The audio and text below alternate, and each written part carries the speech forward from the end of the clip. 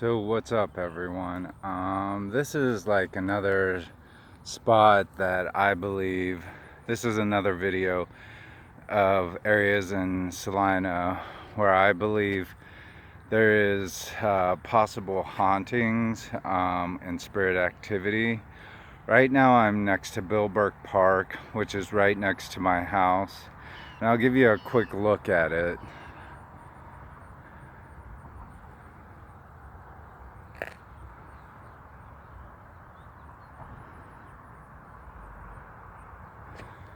Now, the story about this goes, it's called Indian Rock Park, and they say that it was really, it was an area fought between local Indian tribes to gain access to the waterways over here and territory.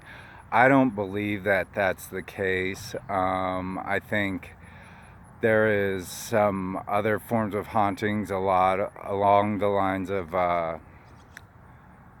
French occupiers, like military men and settlers, like white European settlers that came into this area.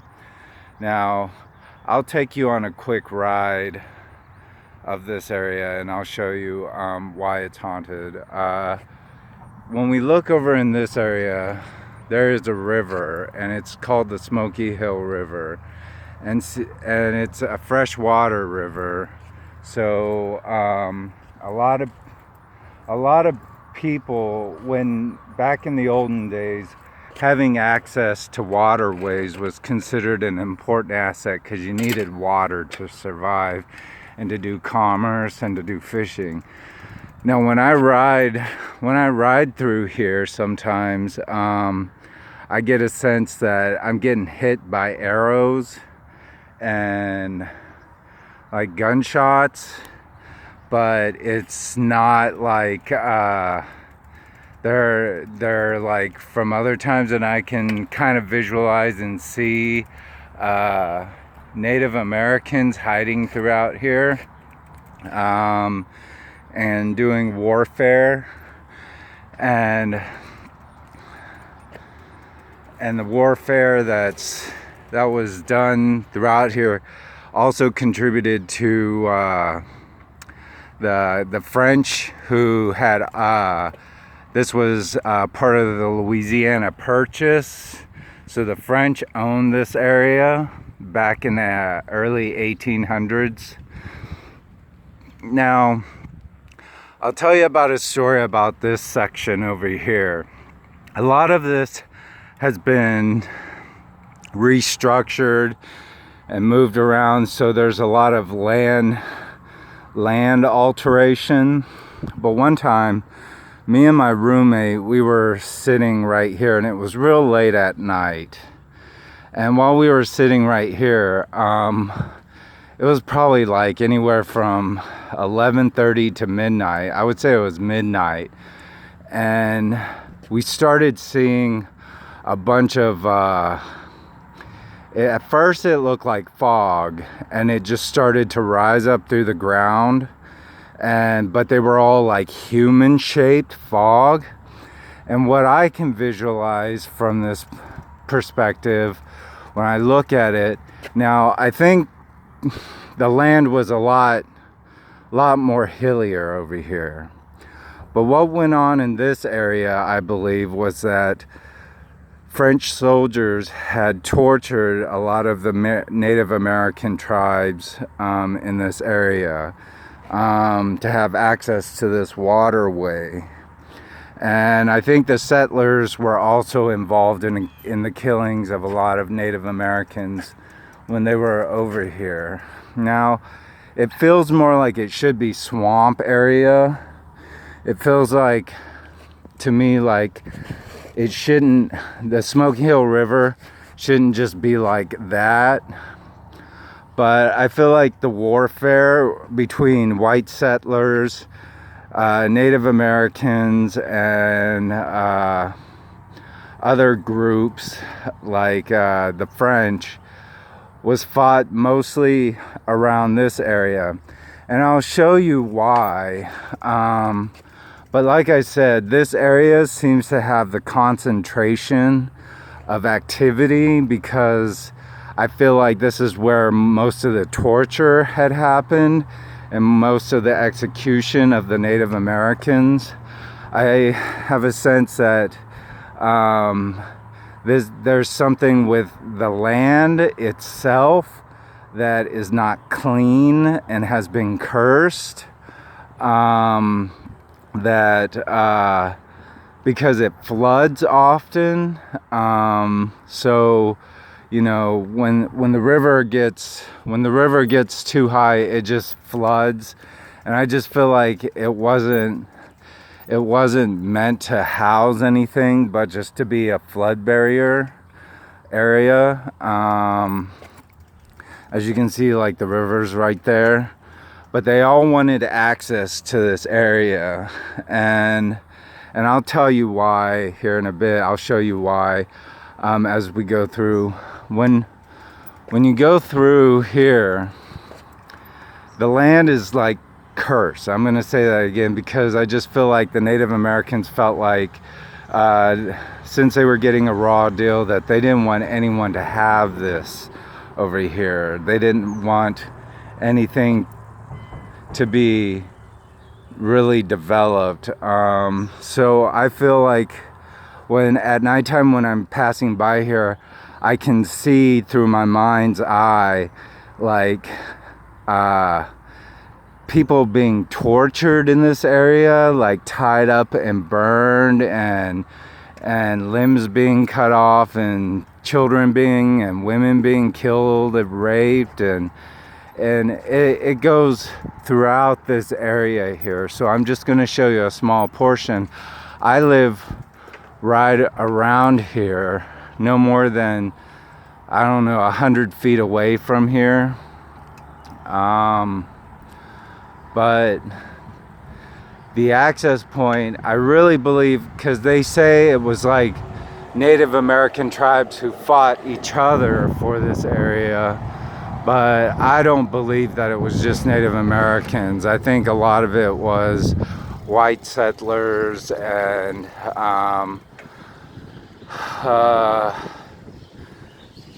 the French soldiers who wanted to take over this area. When we come up through here, now this is Billburg Park. This is like an area where they do sporting events.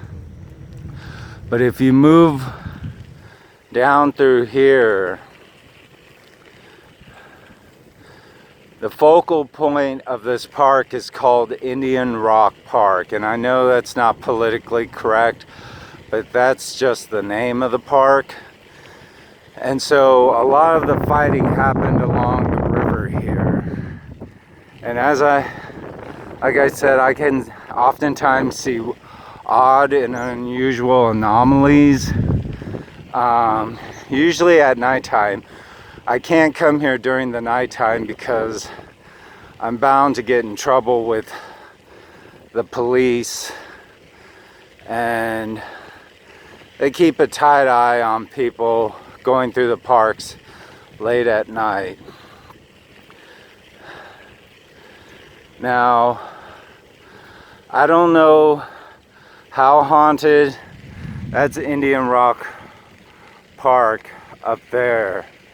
I don't know how haunted it is, but I'm assuming it's pretty haunted because I've seen some odd shit there that just didn't make sense. But throughout this area right here, there was a lot of fighting to gain a stronghold of the area. I'm not going to go up to Indian Rock itself, but that's it. That's where it is, and maybe I can show you a little bit from another standpoint. But back there where I showed you originally, I think a lot of the torturing happened there. Um, and it, like I said, it dealt with, because I still see a lot of people, like ghosts being trapped in their tortured state because they didn't die like nice deaths. Many of them suffered pretty severely, but if I can go through here, I can show you a little bit of what I'm talking about. So this is like the waterway, and I think a lot of people, like a lot of tribes and a lot of the soldiers and settlers wanted to have control over this place.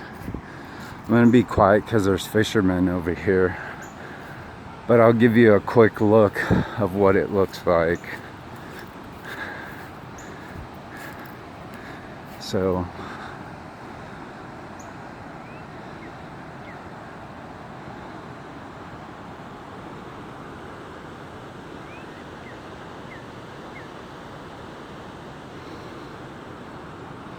it goes down further, but there's people fishing there. But like I said, I think that's where most of the reason why the activity is purportedly in this place. Maybe I'll go up to Indian Rock and show you guys what I mean about, because history is always rewritten to not be accurate. You know, you can't say certain things, or you can't do certain things to say in history, oh, this or that happened, but because it kind of puts a bad stain on history. So I'm gonna try to go up to the area where, let's see, I think I might be off a bit.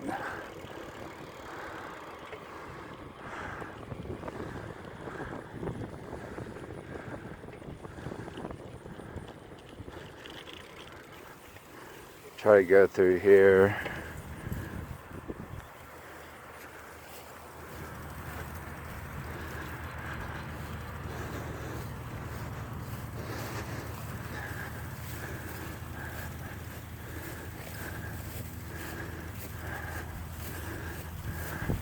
Now, as you can see, that's Indian Rock up there. Like I said, I believe there's a lot of activity still there, because it is a fairly old stomping ground for a lot of battles that took place in this area during that time.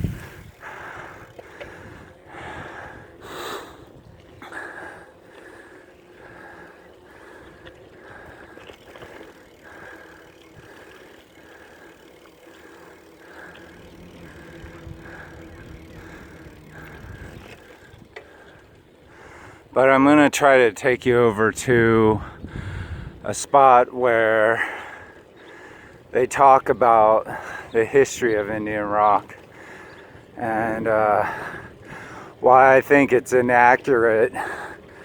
I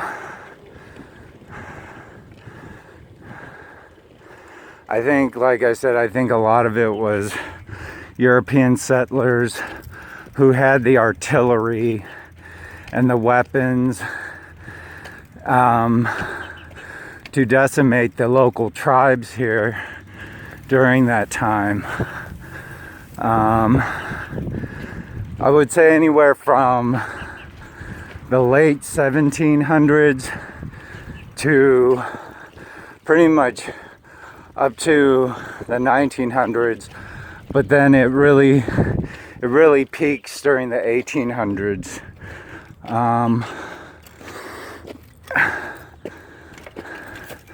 I don't know if they took the plaque down, but we can see. But as you can see there, this was considered a really valuable place and territory, strategic land. There used to be a plaque up here that used to talk about the history. I think I'm coming up to it. Let's see. I hope so.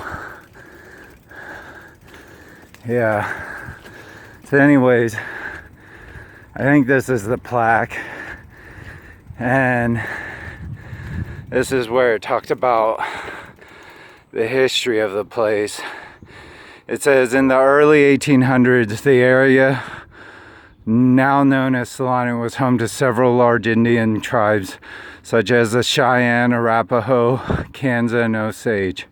However, as time went on, the expansion of pioneer settlements forced tribes, such as the Potawatomi, Kaw, and Delaware, to move west, encroaching on the hunting grounds shared by the tribes already located in present-day Salina. It was only a matter of time before fighting would occur. By the mid-1800s, there were nearly constant fighting between the Cheyenne Potawatomi tribes, leading white settlers into areas to abandon their trade posts and frontier homes. It was not long before the tribes from the early East formed an alliance to take on those from the West that had done the same. In 1857, fighting was so fierce that the eastern tribes were forced to retreat, taking shelter on the side of a large hill to regroup. The hill was what was now known as Indian Rock, before being able to shield themselves from the fighting and reorganize themselves. The eastern tribes decided to make their final stand on top of Indian Rock, thanks to being able to fight upon the hills and shield themselves from the warring attackers. The momentum of fighting switched to the eastern tribes as from the west began to suffer heavy losses. Thanks to reinforcements from the Kaw, the Eastern Alliance was armed with rifles, while their enemies only had bow and arrows. While the Western Alliance of the tribes had to charge the hill time and again, the Eastern fighters stood on top and fired down on the enemy. This positioning eventually allowed them to kill the Cheyenne leaders. Big Chief, this was a devastating blow. This was a devastating blow to the western band of Indians, who retreated shortly afterward. As a result, the Potawatomi, Kaw, and Delaware tribes were able to enjoy the land amongst themselves, and the western tribes never attacked them again. Few residents of Salina know the significance of Indian Rock and the importance that the battle that took place here there had on their town. The founders of Salina, Colonial William A. Phillips, was aware of the heated conflict amongst the different tribes in the area, wanted to found Salina in the area of Manhattan. However, after hearing about the results of the Battle of Indian Rock, he decided to venture further west to survey the land there. The friendly eastern tribe of Indians assured him that there would be no further troubles with other tribes as a result. Colonel Phillips decided to found his settlement, which he called Salina, right next to Indian Rock. I don't know how accurate that is. In fact, I believe it's a different story, because sometimes when I'm sleeping at night, I can see like the apparitions of settlers and Native Americans fighting over in my area, and I just live right over here, right next to it. So, you know, I don't think this depiction of Indian rock is as true as it is written on here. In my opinion, I think it was a lot worse. I think there was a lot of genocide going on here, primarily by French soldiers and European settlers who took over this area. Because I believe if that wasn't the case, there would still be a large Indian or Native American population in Salina. And I think it's down to like less than 1% Native Americans that live in this area. So yeah, this is why I think Indian Rock, there's been a lot of death in this area. I've seen spirit activity in this area, which I'm pretty sure the story that is told is not as true as what is depicted on the plaque. And I had a friend, like I said, a roommate who was there with me at that one time, who saw the fog that was turning into human beings, like rising from the ground over in the area that I had originally started this video. So this is why I think this area is haunted, and that's what I pick up and what I sense. And I've seen like apparitions of Native Americans around this area and over by my house, so I know I'm not crazy over it. I've seen them, so, and I'm pretty sure of what I've seen. So anyways, just another spot that I believe is haunted in Salina. And thank you for watching. I hope you guys have a good day, and I'll show you another one some other time. All right, bye.